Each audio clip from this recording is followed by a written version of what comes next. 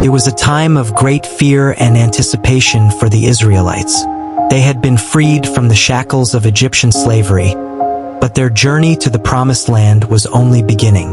Moses, their chosen leader, guided them with unwavering faith in the great power, Yahweh, the God of their ancestors. Yet Pharaoh, the king of Egypt, had a change of heart.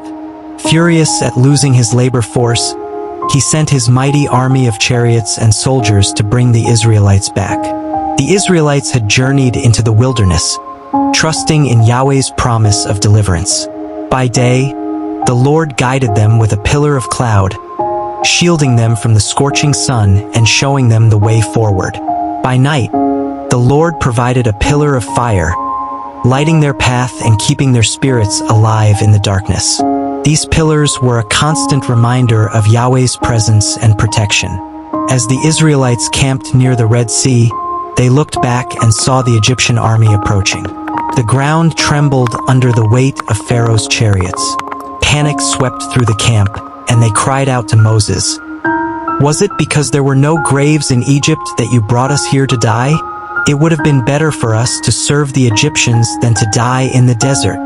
Moses stood firm and responded, "Do not be afraid. Stand firm, and you will see the deliverance the Lord will bring you today. The Egyptians you see today you will never see again. The Lord will fight for you. You need only to be still." As night fell, the Egyptians drew closer, but the great power acted swiftly to protect his people. The pillar of cloud moved behind the Israelites, coming between them and the Egyptians.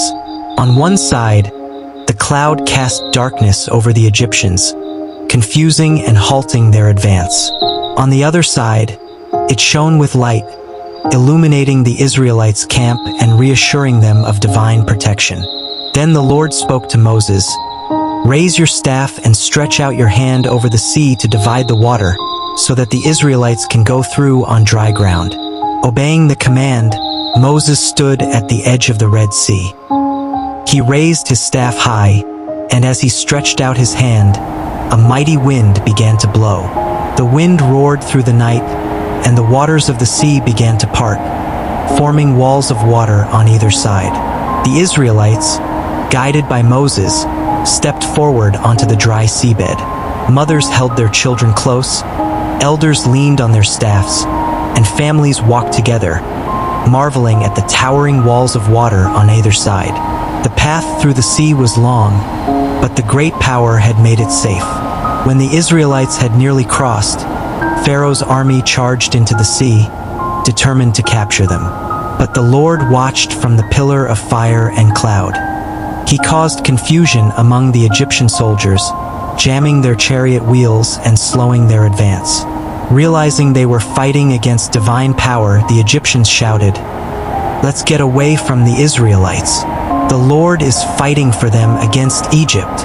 Once all the Israelites had crossed to safety, the Lord commanded Moses, "Stretch out your hand over the sea so that the waters may flow back over the Egyptians and their chariots." Moses obeyed, and as dawn broke, the walls of water collapsed. The sea returned to its place, engulfing Pharaoh's army. Not one of them survived. Standing on the other side of the sea, the Israelites watched in awe as the waters settled. The threat of Pharaoh and his army was gone. They had been delivered by the great power of Yahweh. In joy and gratitude, the Israelites sang a song of praise. "I will sing to the Lord, for he is highly exalted. Both horse and driver he has hurled into the sea. The Lord is my strength and my defense. He has become my salvation." This miraculous deliverance marked a turning point in the journey of the Israelites. They had witnessed firsthand the might and faithfulness of their God, who had protected them day and night and led them through impossible odds. With renewed faith, they continued their journey toward the Promised Land, knowing that the great power of Yahweh would never forsake them.